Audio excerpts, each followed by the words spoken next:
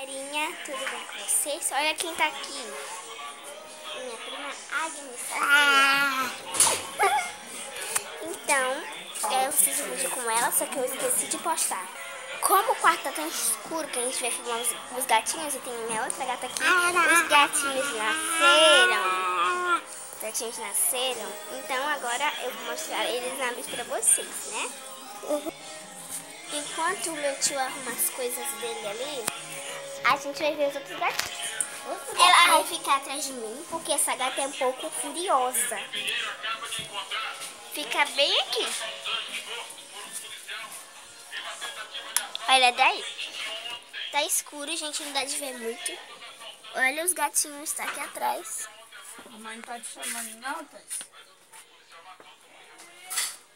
Peraí. Não tá dando de ver, me perdoe, gente, porque tá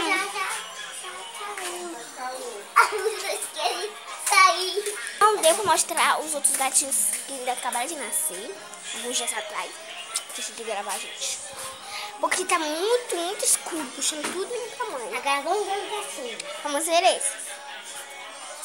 Olha que fofo. Que não dá de ver. Olha aqui, gente. Ai. A mamãe.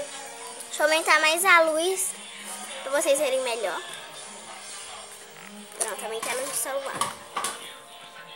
Olha os olhos azuis dela, peraí. Agnes, é pra ver aqui. Tá muito escuro, gente. Vou mostrar esse.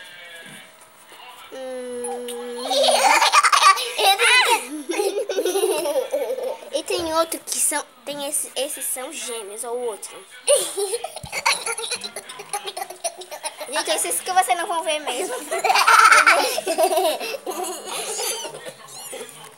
E o último, gente, são 4 e da outra gata 4 também. Que barriguinha fofinha. Que fofo. E a mamãe saiu, foi embora. Eles não estão lá. Ah, não é? A caixa ficou vazia. Ó o papai lá dentro. Vocês têm que cuidar dele. Então no próximo vídeo eu vou tentar deixar aqueles gatinhos mais claros, que lá tava muito escuro. Deixe logo seu like e vou contar até 10.